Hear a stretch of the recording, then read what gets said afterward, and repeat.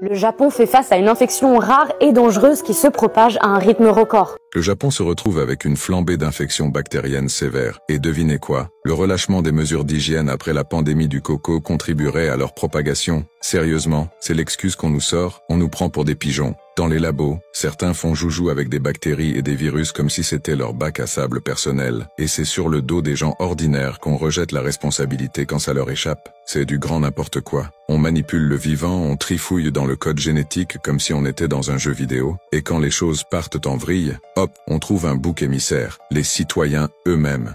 Ah, vous n'avez pas bien frotté entre vos doigts, hein? C'est donc de votre faute si la bactérie se la coule douce. C'est un peu ce qu'ils tentent de nous faire avaler, foutage de gueule total.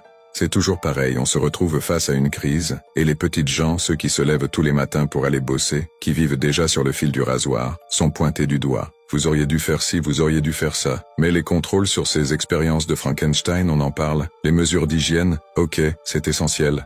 On est d'accord, mais ça ne règle pas le fond du problème.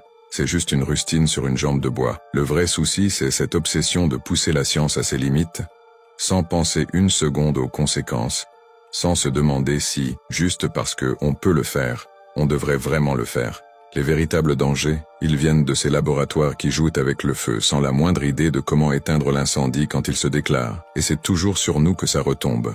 Il faut que ça change, et vite, avant que la prochaine petite erreur de labo ne nous tombe dessus. Et cette fois, peut-être qu'une simple désinfection des mains n'y fera rien. Réveillez-vous, c'est pas juste une question d'hygiène, c'est une question de survie.